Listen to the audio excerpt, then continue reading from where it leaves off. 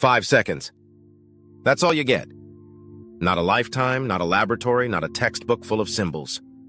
5 seconds in a place that isn't a place, in a sea that isn't water, inside a quiet that is louder than thunder. Imagine you step into it and it steps into you, an invisible ocean where matter is only the frost on a deep, dark tide. Everywhere you look, nothing seems to move, and yet everything is in motion. Space shivers with vibrations no eye can see. Energy flickers out of what we dare to call nothing, like fireflies winking on and off at the edge of sight. Your skin tingles with a heat that isn't heat. Your thoughts seem to echo from across the room before you have them. Time folds. Space loosens. You are both a note and the instrument, a ripple in the sea, an asking and an answer you can barely hold. 5 seconds and the universe, finally, stops pretending to be plain. 5 seconds and the void tells the truth. There is no void. Only fields. Only the music beneath the music. These 5 seconds will not be safe.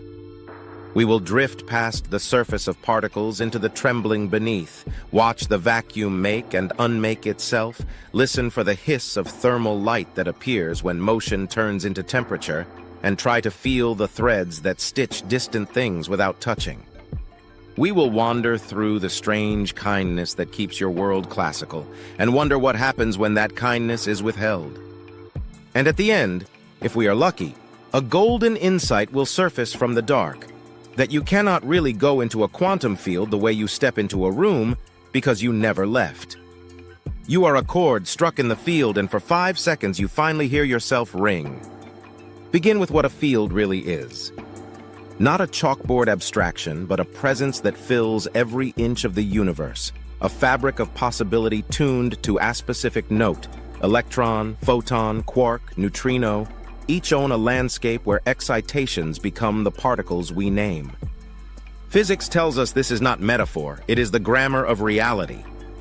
Quantum field theory is the craft by which we translate the tremor into prediction, and the predictions are so precise, it feels like arrogance to call them guesses. The electron's magnetic moment is computed and measured to 10 decimal places, and the two numbers fall in love. The vacuum, meanwhile, is not emptiness. It is the ground state, a restless floorboards of energy with 0-point jitters that can be teased into confession. Bring two mirrors close enough and the vacuum pushes them together. The Casimir effect, a thin whisper turned into force by geometry.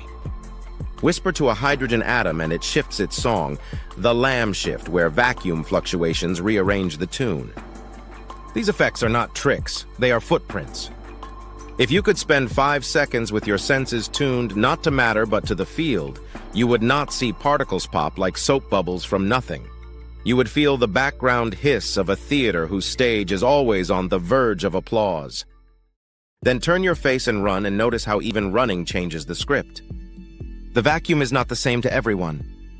If you accelerate hard enough, the whisper turns warm.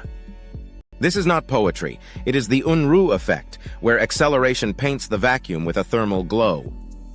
The faster you accelerate, the hotter your private emptiness becomes, as if the universe were holding a torque under your seat.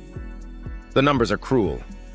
To feel a human warmth in that bath, you would need accelerations that stun logic, so fierce you would squeeze time into a tear. Yet the idea alone is enough to crack the world open. The vacuum is not a stubborn silence. It is a choir with different songs, depending on how you listen. In your 5 seconds, if you could fling yourself through the field with impossible grace, emptiness might gently burn. The light that isn't there would arrive from every direction, a faint dawn on a world that refuses to rise. And if you could stop in an instant, the dawn would blink out. Nothing changed, and everything changed. The field waits, and the observer writes a new temperature upon it simply by moving. Now close your eyes and feel a web you didn't weave. The quantum field is not just a sea, it is a loom of correlations that tie space to itself. Entanglement is not something that happens to particles after a magic trick. It is the natural embroidery of the vacuum, a pattern already there that we only disturb. Divide the universe in your mind, this side, that side. Even the emptiness on one side knows something about the emptiness on the other. Touch here, and a smile appears there, not by signal, but by structure.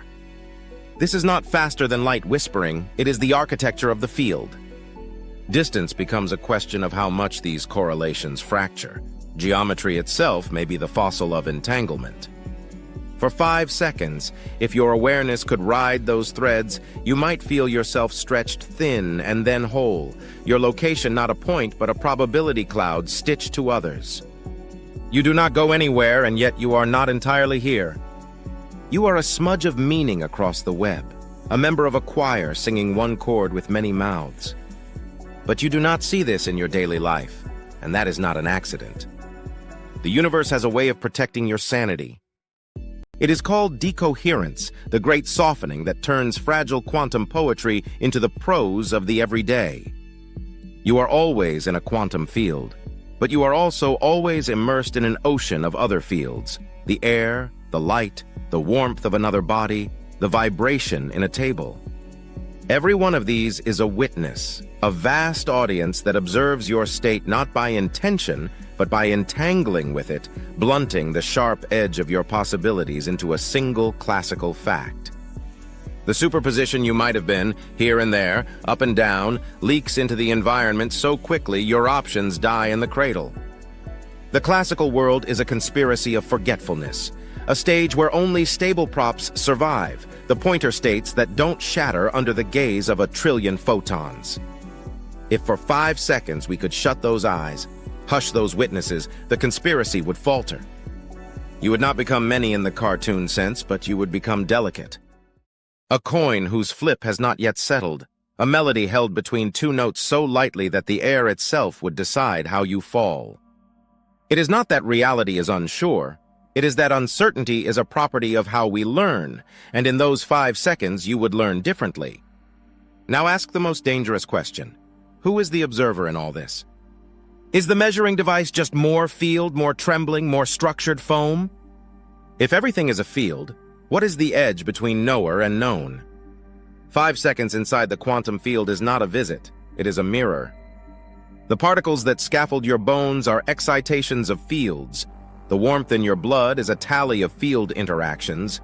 The thoughts passing like birds are electricity dancing in the electromagnetic field, coded by the chemistry of other fields, stabilized by the Higgs field's quiet generosity, which lends mass to the world's dancers. You are not riding the field like a surfer. You are a wave whose form remembers the shoreline's pull. Spend 5 seconds there, and with luck the line around yourself blurs, not into chaos but into context. You realize the border between observer and observed is a convenience, a way of keeping the story simple. The measurement problem, with its mysterious collapses and hosts of worlds, may not demand new laws so much as it requires a new humility, the recognition that outcomes are born not in single points but in relationships, and you are not a point. You are a relationship made flesh. And so the seconds slip toward their end and something golden surfaces. It is not a new particle or a secret equation, it is a shift in pronouns. You began by asking, what if you spent 5 seconds in a quantum field?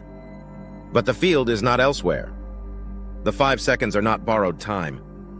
Every instant of your life is threaded through this strangeness. Every table, every sunbeam, every breath is a negotiated truce between the tempest of possibility and the quiet of what is.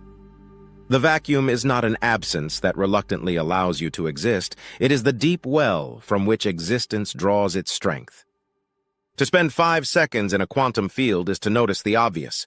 You are the field, arranged for a while into a body that can ask the question. And the vacuum, patient as the midnight sea, answers without words. It holds you up even as it hums beneath you. It is your darkness and your dawn. If this voyage stirred something in you, if you felt the hush of the vacuum or the warmth of impossible motion, stay with us. Like so other travelers can find this coast. Comment and tell us what you would ask the field if you had 5 seconds of perfect listening. Subscribe so the next path opens when the night is ready. Share this with someone who thinks emptiness is empty. Together we can keep the questions bright. Between the shout of matter and the silence of nothing, the universe keeps a violin tucked beneath its chin. Listen closely enough and you will recognize the song. It is the field and it is you.